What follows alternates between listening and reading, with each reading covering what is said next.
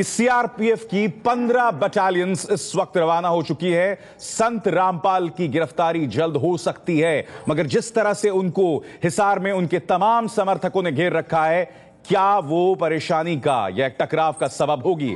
जगविंदर पटियाल हमारे साथ मौजूद है। जगविंदर, बहुत बड़ी चुनौती है, 15 बटालियंस तो पहुंच गई है, मगर इस वक्त जमीनी स्थिति क्या है वहां पर?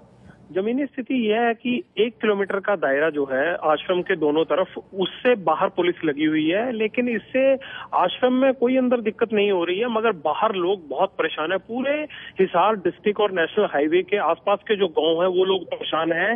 आम आवाजाही पूरी तरह से रुकी हुई है। तकरीबन 30 किलोमीटर के इलाके में गाँव के लोगों को निकलने में दिक्कत हो रही है।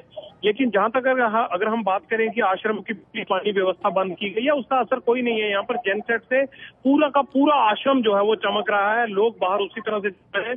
पुलिस जो है वो आधे किलोमीटर दूर दूर पर अपने पड़ाव रखे हुए हैं। जगह जगह नाकेबंदी की हुई है, गांव में नाकेबंदी की है, छोटे बड़े सब रास्ते रोके हैं। लेकिन आम आदमी के लिए वो बहुत बड़ी दिक्कत है। अभी ऐसा कोई प्लानिंग पुलिस की नजर नहीं आ रही है कि पुलिस संत रामपाल को गिरफ्तार करने के लिए यहाँ आएगी। हाँ, पुलिस की मूवमेंट जरूर है। इधर से उधर फोर्सेस को जो है वो डिप्लॉयमेंट जरूर किया जा रहा है। जो पुलिस कल से लगी हुई है उनको शिफ्ट किया जा रहा है। लेकिन अब भी आप आवाजें सुन सकते हैं कि जैसे पुलिस की गाड़ियां अगर हाईवे से गुजरती हैं तो जबरदस्त नारेबाजी उनको करके दिखाई जाती है। और कुछ और संत रामपाल के जो श्रद्धालु थे वो आ रहे थे, जिन्हें जींद में रोका गया है या दूसरी अलग अलग जगहों पर रोका गया है ताकि वो यहाँ ना पहुंच पाए। मगर मैं विसार ये कह सकता हूँ कि अगर 5 नवंबर को पहली बार गिरफ्तारी वारंट जारी होने के बाद पुलिस ने ये चौकसी दिखाई होती तो शायद आज यहाँ तक नौबत ना पहुंची होती। शुक्रिया जगविंदर, आपका बहुत बहुत शुक्रिया। तो एक बहुत बड़ी चुनौती है। हम आपको सिलसिलेवार तरीके से इस घटनाक्रम पर निगाह डालेंगे, क्योंकि जबरदस्त चुनौती है इस वक्त सीआरपीएफ की तमाम बटालियंस के तहत। संत रामपाल पर अदालत की अवमानना का आरोप था।